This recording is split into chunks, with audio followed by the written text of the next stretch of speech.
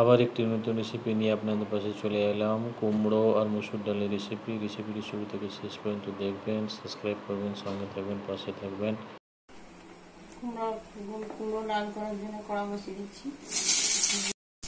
কুমড়ো ছেড়ে দিচ্ছি।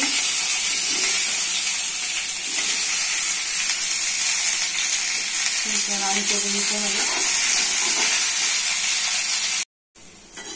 লাল হয়ে গেছে, কুমড়ো তুলে দিচ্ছি।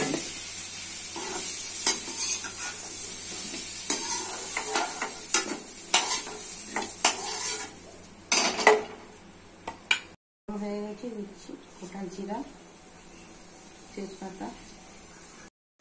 জিরা ভাজা হয়ে গেছে, দিচ্ছি পেঁয়াজ কুচি, দিচ্ছি আদা রসুন বাটা। আদা রসুন বাটা দিয়ে ভালো করে পেঁয়াজের সঙ্গে মিশিয়ে দিতে হবে। কাঁচা ভাজা সামান্য থাকে।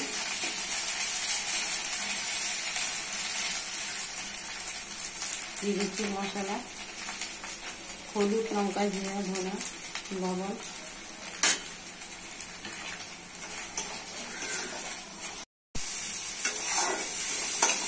লাল হয়ে গেছে, জল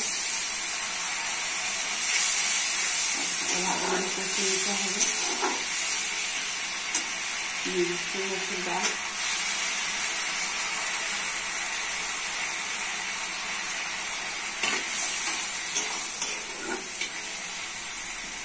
সিদ্ধ হোক। মসুর ডাল কষা হয়ে গেছে, সিদ্ধ হয়ে গেছে। দিয়ে দিচ্ছি জল। ডাল ফুটে গেছে, দিয়ে দিচ্ছি কুমড়া।